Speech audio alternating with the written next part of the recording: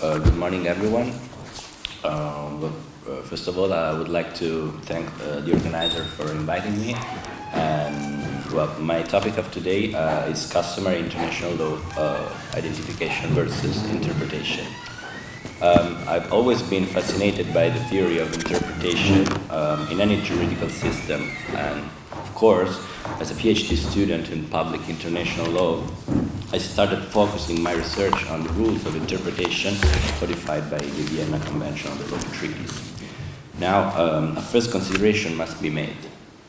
The internationalists, usually hindered by the soft formalism of the international legal order, in this case enjoy a privileged position with respect to scholars of other legal systems.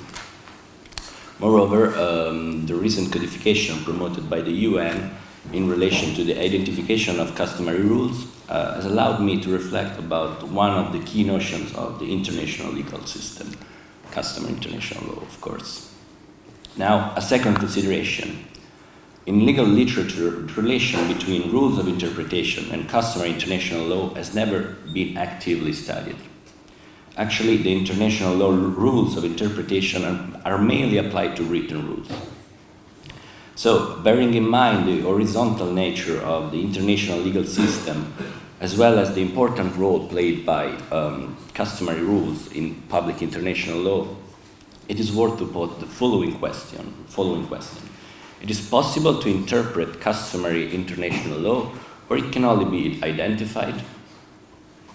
Based on the above consideration, in my paper I first examined the discussions in plenary of the ILC works on the identification of customary law that show that the ILC itself wished to reach a sort of an analytical guide on the identification technique of customary international law, a sort of a more practical draft conclusions. Then I concentrate on the international jurisprudence that dealt with the issue of interpretability of customary international law. Finally, I explore the differences and similarities between the process of identification and the process of interpretation of an international rule. In this presentation, since we have not that much time, I will focus only on the international case law that seems to admit the interpretability of customary international law, as well as that interpretability and interpretation and identification are two distinguished processes.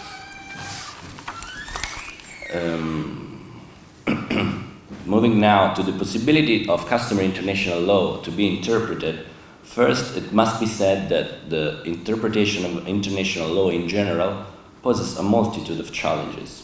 One of these is that its rules are often extremely indeterminate. In fact, sometimes they are unwritten, like general international law. One example of the practical relevance of this matter can be found when the interpreter is bound to apply an unwritten rule to a situation which has no precedence. This is what happened to the Iran-United States Claim Tribunal in the old field of Texas versus Iran case. Indeed, it should not be forgotten that the primary intention of the interpretation of every rule in every legal system is in fact to determine whether a rule can be applied to new circumstances of a particular case, even after both its content and its general and abstract scope are established. Therefore, again, the question arises, dealing with unwritten rules, is it possible to proceed to their interpretation? Moreover, it is not unusual for a customary international rule to be challenged. Indeed, its content are often subjected to debate, as it happened, for example, in the land, island, and maritime frontier dispute.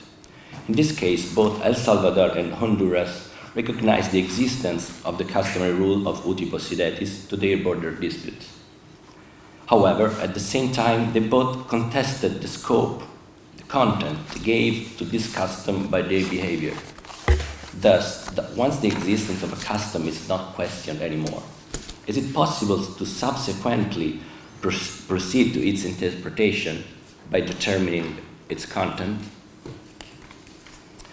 The contribution of the ICJ to this issue is particularly relevant. In fact, in more than one case, the ICJ clearly refers to the interpretation of a customary rule and not to its identification. For example, in the Nicaragua case, the ICJ affirmed the possibility to distinguish treaty law and customary international law, I quote, by reference to the methods of interpretation and application. In so doing, the court has admitted that, even if with different methods, an interpretive operation would be possible also in relation to customary rules. In the Barcelona traction case, the ICJ explicitly pointed out the possibility to interpret a customary rule, in particular the general rule concerning diplomatic protection. It is likewise of high relevance that in this judgment the ICJ itself stated that interpreting customary rules is one of their tasks. Again, in the dissenting opinion expressed by Judge Sahabuddin in the advisory opinion on nuclear weapons, he implicitly stated the possibility of interpreting customary international law. In all the above-mentioned cases, the ICJ clearly admitted the possibility to interpret customary international law. As a consequence, following this theoretical approach, once the existence of a customary rule is not called into question, it seems possible that the interpreter must only investigate the content of his rule and not examine its constitutive element, namely state practice and opinion rules.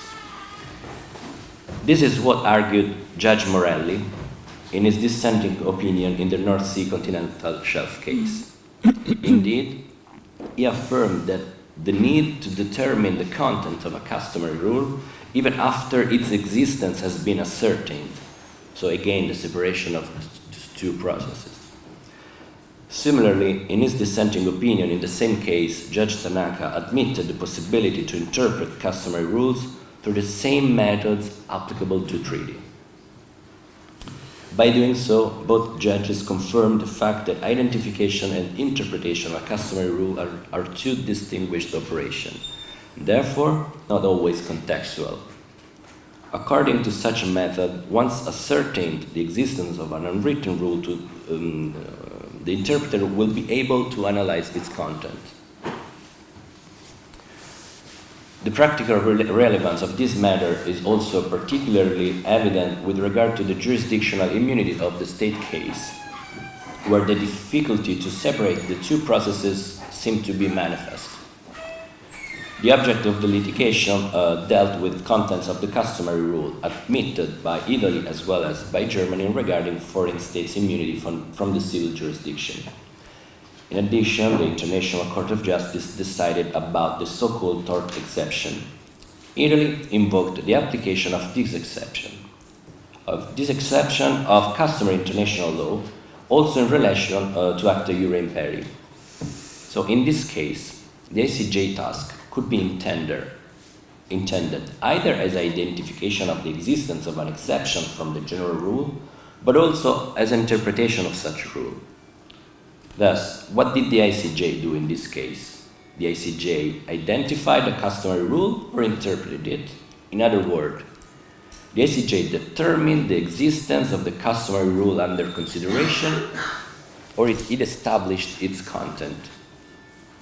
To sum up, this short examination of the international case law demonstrates that the international tribunals, and the ICJ in particular, faced more than one time the complex issue of the interpretability of unwritten rules, customary international law in particular.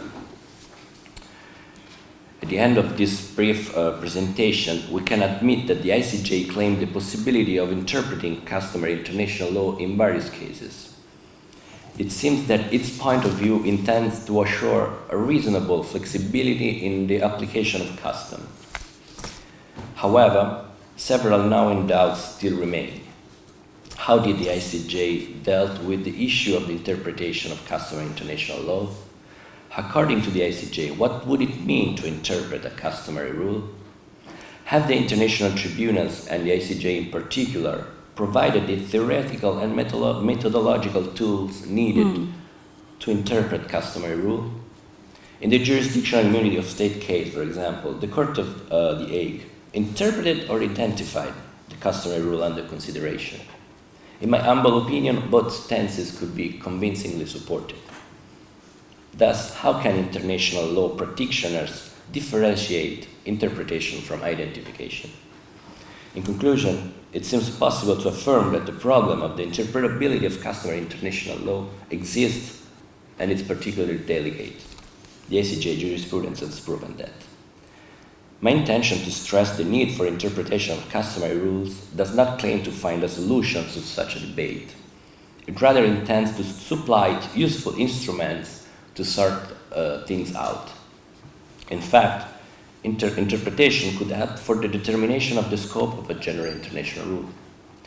In my opinion, this issue deserves a deep investigation by international law writers. My point, in fact, was to stimulate a discussion with respect to customary international law. Basically, as Professor Mercouris once said, just think outside the box. That's it. Thank you. Thank you.